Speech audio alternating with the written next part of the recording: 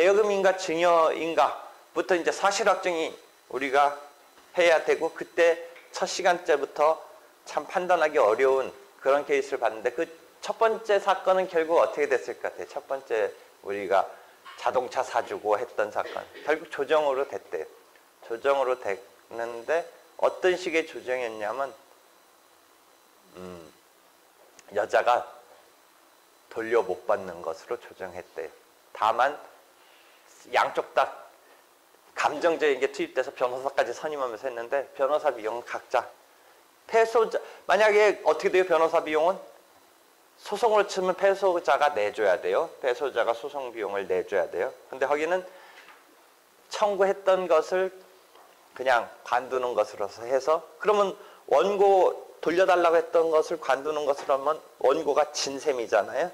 그러면 소송 비용, 변호사 비용, 피고가 너 때문에 변호사 썼으니까 내라라고 하는 그 부분에서는 각자 그냥 자기네가 비용 치르는 것으로 끝나되, 청구는 관두는 것으로, 즉 그렇게 조정이 됐대요. 청구는 관두는 것으로, 그 다음에 드린 비용은 그냥 각자 드린 것으로 하라, 이렇게 돼요. 그러니까 그런 화해 조정적으로 됐을 때의 소송 비용은 우리 느낌상 어떻게 하겠어요?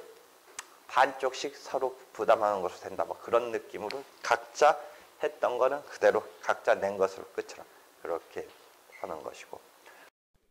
참 지난번에 우리가 민사조정 수수료를 소송 목적의 값에 상관없이 5,000원으로 하는 민사조정규칙 개정안이 마련됐다라고 이야기를 했는데, 그렇게 대폭 수수료를 줄이는 것이 조금 너무 파격적이지 않은가 해가지고 이 개정안이 통과되지 못하고, 지금 화면에 보이는 내용, 종전에 우리가 한번 봤던 내용인데요. 새롭게 이제 다시 개정안이 만들어졌는데, 종전에 그렇게 파격적으로 내렸던 것은 좀 너무 줄이는 거 아닌가 해서 다시 정해진 게, 종래 소송으로 했을 때보다는 조정이 5분의 1 인지대였는데 거기다가 2분의 1로 줄여줘서 소송으로 진행하는 것에 인지대보다는 10분의 1이 되게, 즉 종래 5분의 1였는데 거기에다가 다시 50%를 줄여서, 그래서 2분의 1을 곱하면 10분의 1, 그래서 소송으로 진행하는 것보다는 인지대를 10분의 1 내는 것으로 민사조정규칙 개정안이 최근에 대법관 회의에서 의결돼서 11월부터 실시한다는 이런 이야기를 다시 전달하도록 하겠습니다.